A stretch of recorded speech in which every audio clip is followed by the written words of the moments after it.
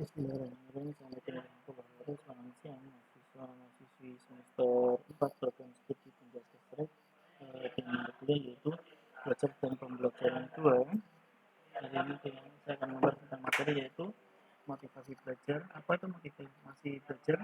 Nah, dalam proses belajar dan pembelajaran, siswa akan lebih baik bila memiliki dorongan yang kuat dari dalam diri yang menyebabkan siswa menjadi lebih termotivasi untuk belajar. Nah, pada dasarnya motivasi sendiri adalah kekuatan mental yang berupa keinginan, perhatian, kemauan atau suatu cita-cita. Nah, ketika kalian menginginkan sesuatu, kalian akan lebih bersemangat untuk melakukan hal tersebut. Nah, itulah yang disebutkan motivasi. Nah, kita implementasikan kepada pembelajaran ketika siswa ini sudah ada, kalau saya kan dosen matematika. Ketika saya masuk ke kelas dengan mata kuliah analisis real, misalnya analisis real. Nah, momok prodi matematika itu adalah analisis real. Ketika saya akan masuk, pastinya akan menjadi siswa ini kok hari ini adalah analisis real, misalnya angel, terus dosen yang jelasin angel, semisal itu. Terus aku dengan, nah itu akan menjadi motivasi belajar siswa itu akan rendah dari kekuatan mental, berupa keinginan, perhatiannya pun, kemauan ataupun fokusnya akan menjadi teralihkan atau menjadi rendah dalam ingin belajar dalam mata kuliah analisis real. Makanya kenapa kita akan membahas motivasi belajar, di mana kita akan mengulang bagaimana cara untuk membuat pembelajaran kalian, pembelajaran kita akan menjadi lebih semangat atau berwarna, sehingga motivasi belajar siswa ini akan lebih tinggi daripada sebelum-sebelumnya, misal seperti itu. Mungkin untuk menjelaskan Srek ini motivasi belajarnya sangat tinggi sekali ya. Karena apa? Karena dalam proses penjelasan Srek ini uh, saling berkesinambungan. Apa kesinambungannya? Ketika ada teori itu langsung ada praktek, teori ada praktek. Nah, yang menentukan nilainya bukanlah teori namun prakteknya. Berbeda lagi dengan kita membahas tentang apa namanya matematika. Ketika kita memiliki teori, yaitu harus kerjakan, kita nggak ada praktek. Maksudnya kalau penjas kita prakteknya di dalam kelas atau di dalam indoor. Nah, prakteknya kan akan di luar. Nah, itu refreshnya kan berbeda. Ketika saya mengajar matematika, saya menjelaskan di kelas materi nulis angel, angel dimengerti, terus suruh mengerjakan juga di kelas. Refreshnya ini tidak ada. Jadi ketika saya memberikan teori, memberikan contoh, kalau ke siswanya tidak fokus, berarti ya sama juga gitu.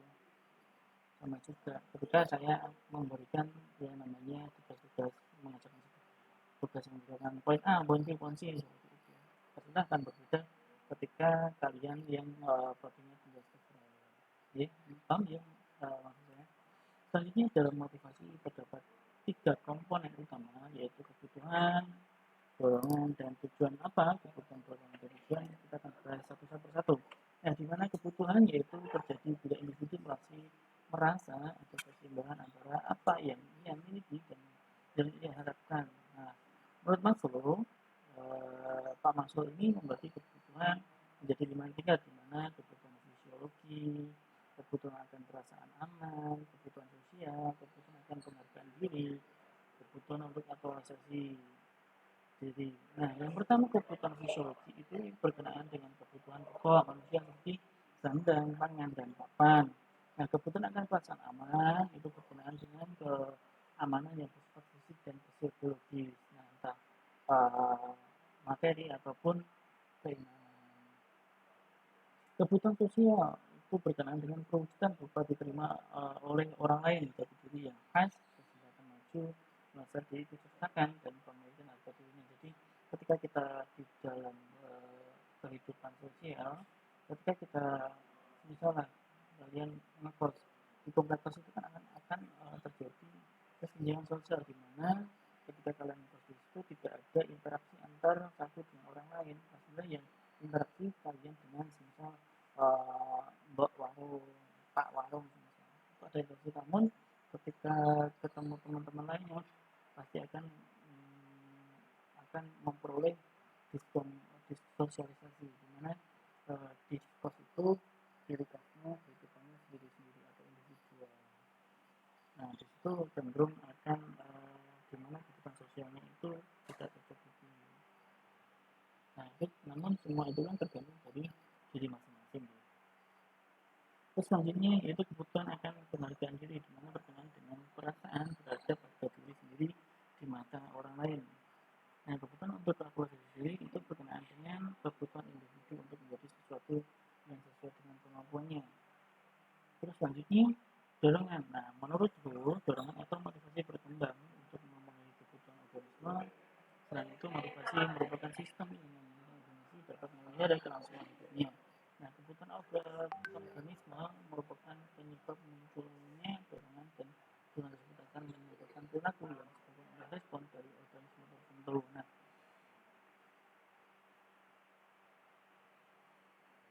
seperti halnya ketika saya harus bisa main basket. Nah, saya itu pasti memiliki dorongan yang lebih kuat untuk berlatih. Karena apa? Karena saya menyadari bahwa saya tidak bisa bermain basket, makanya saya harus belajar lebih giat lagi. Misal dorongannya 1 minggu 4 kali, 1 minggu 7 kali misalnya latihannya seperti itu. Nah, itu disebut dorongan. Karena adanya target-target itu, masalah termuncullah suatu dorongan untuk mencapai target tersebut. Jadi tujuan membuat memberi arahan pada perilaku seperti di gambar ini, maka orang pas menjadi puas dan dorongan mental untuk membuat terhenti sementara. Akan tetapi setelah suatu kebutuhan terpenuhi, maka akan timbul kembali kebutuhan di mana memiliki tujuan baru yang ingin dicapai. Setelah misal tadi saya saya misalkan memberi contoh, saya harus bisa main basket. Nah, setelah saya bisa main basket, pasti saya akan ingin dorongan, saya bisa, saya harus punya tim. Nah, seperti itu. Setelah saya bisa main basket, sudah pro misalnya, saya harus memiliki tim. Tujuannya apa? Tujuan saya bisa bermain secara profesional di dalam ajang-ajang permainan basket, turnamen basket. Seperti itu. Itu tujuannya. Selanjutnya, pentingnya motivasi dalam belajar. Apa pentingnya motivasi dalam belajar? Nah, menurut para ahli psikologi, motivasi perilaku manusia berasal dari kekuatan mental, umum, insting, dorongan, kebutuhan, proses kognitif, dan interaksi. Nah, motivasi belajar penting bagi siswa dan guru. Nah, apa pentingnya bagi siswa? Pentingnya motivasi belajar adalah yang pertama, mengajarkan kedudukan pada awal belajar, proses, dan akhir.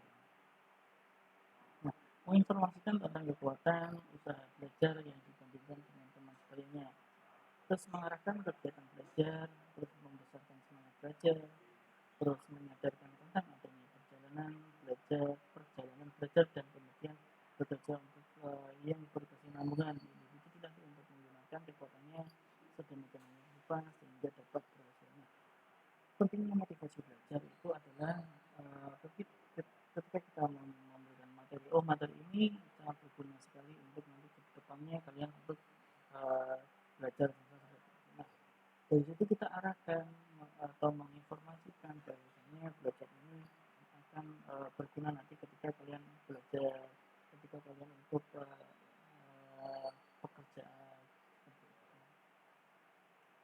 Bagi guru, nah, pentingnya belajar bagi guru adalah membangkitkan, meningkatkan, dan memelihara semangat siswa untuk belajar sampai berakhir.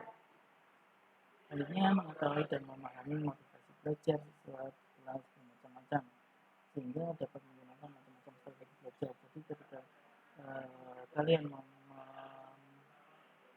memahami motivasi belajar itu kan bermacam-macam. Siswa satu dan siswa lain itu kan pasti memiliki masing-masing memiliki cara mereka untuk memahamkan atau mengerti cara belajarnya. Maka itu ketika kalian sudah mengerti macam-macam motivasi belajarnya, kita bisa memberikan strategi proses pembelajaran. Misal ini siswa ini suka dengan kasus studi kasus misalnya, kalian berikan studi kasus untuk belajar si siswa ini. Si siswa ini semangat sekali dengan drill soal. Nah, kita berikan drill soal. Nah, itu strategi. Terus Jadi ini meningkatkan dan memudahkan guru untuk menulis satu di antara bermacam-macam pesan seperti sebagai penasihat, fasilitator, interpreter, dan diskusi dan lain-lain. Nah, hal ini memberi peluang guru untuk menunjuk kerja dalam satu strategis. Tugas guru adalah membuat mahasiswa belajar sampai berhasil. Nah, ini adalah pembukaan atau pendahuluan dari pembelajaran motivasi belajar. Nah, nanti akan saya lanjutkan lagi untuk slide versi 9 sampai 24. Nanti saya akan membahas tentang motivasi belajar untuk siswa. Nah, mungkin itu yang bisa disampaikan untuk video pertama atau part pertama untuk bab motivasi belajar. Jadi, nanti saya akan membuatkan lagi untuk video selanjutnya pembahasan materi masih sama yaitu motivasi belajar. Ya. Saya akhiri, selamat belajar. Saya tutup. Assalamualaikum warahmatullahi wabarakatuh.